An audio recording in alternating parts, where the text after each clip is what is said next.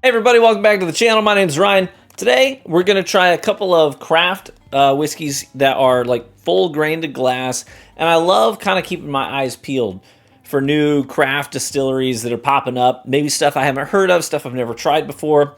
Always looking for the next one that's going to really speak to my palate, you know what I'm saying? And there's been a number of them over the course of the last several years that have really stood out to me. You know, all across the states too. There's been, there's like Middle West in Ohio. There's here in Michigan, there's the New Holland stuff. I think is it Missouri that Rock Filter's in? But Rock Filter's been killer. Anyways, I'm always looking out for the next craft distiller that's, got a profile that's unique and really speaks to me. So today we're going to try a couple new ones that I've never had before. One of them, I got to give a shout out to Rytastic in our Discord who sent in the sample, because he took it to the next level.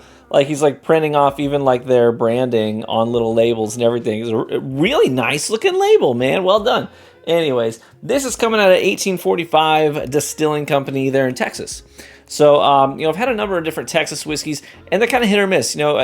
I've tried several Balcones. I think I've only had like one Balcones that I liked enough to think to myself, man, I wouldn't mind having that again. But they never really caught on for me. You've got Garrison Brothers down there. Obviously, Still Austin. I do really like Still Austin's profile. But anyway, so this is a new one I've never had from Texas. But this is going to be a 4-grain straight bourbon. It's 39 months old. Usually on these Texas whiskeys, you can't have a ton of age, right? Because you have a ton of heat. And heat means into the barrel, rapidly, into the barrel, out of the barrel, into the barrel, out of the barrel. And it's going to get syrupy really fast. You're going to have a ton of evaporative loss. So these Texas distillers, they can't age their whiskey too long, because then if they do, they're losing so much more of their whiskey in that same amount of time as in relation to a Kentucky distiller who's aging their product.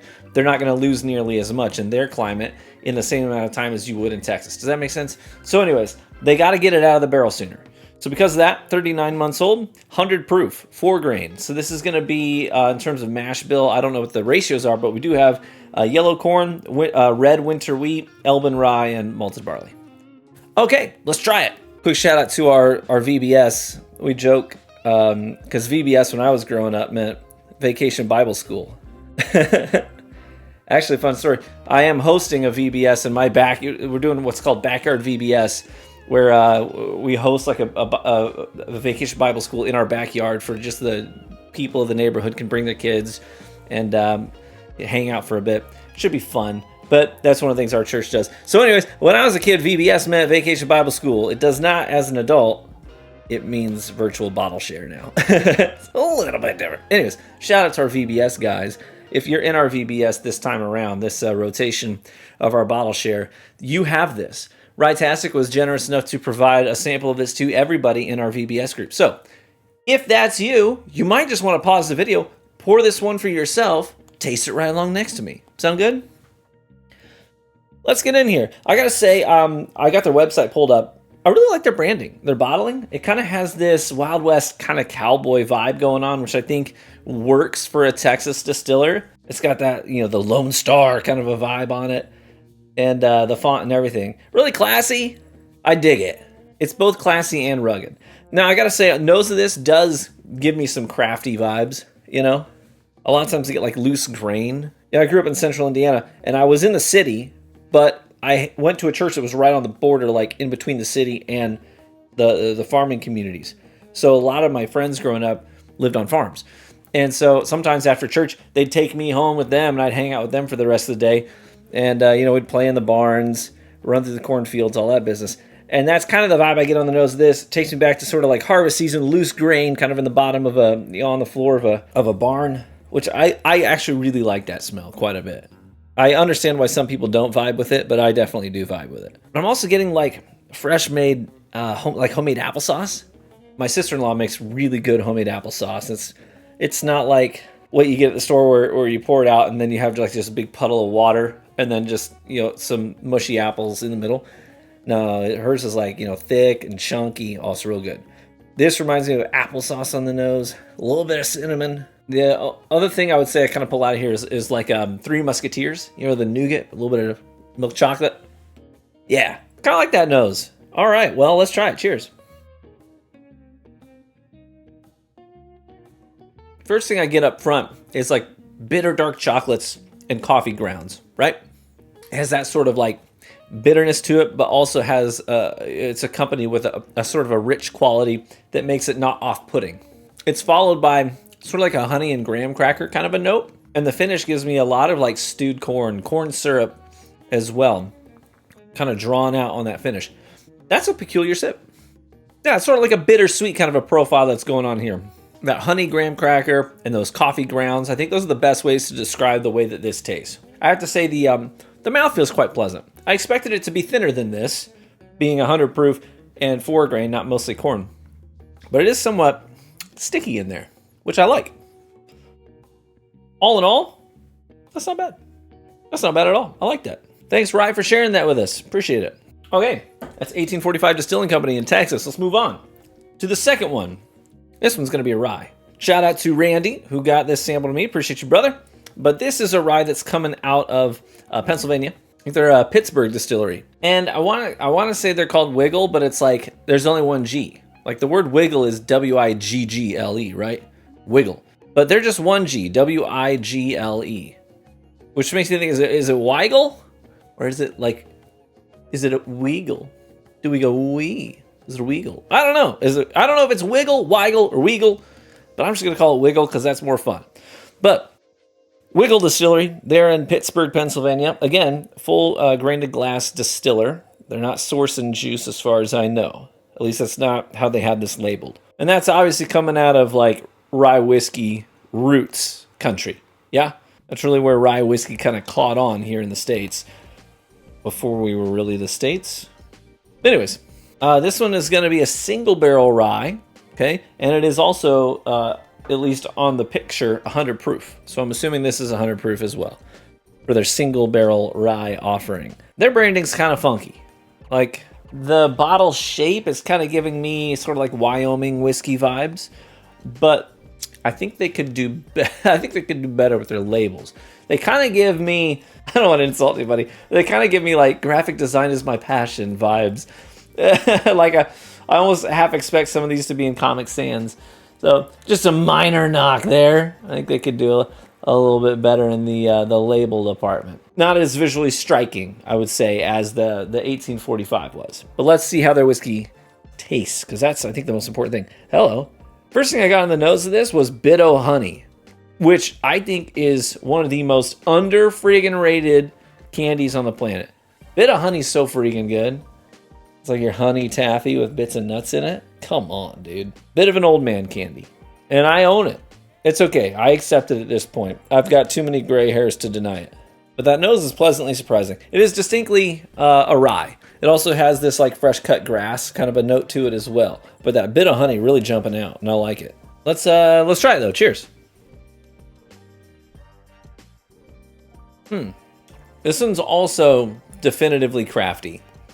And yeah, it doesn't taste like your typical rye whiskey.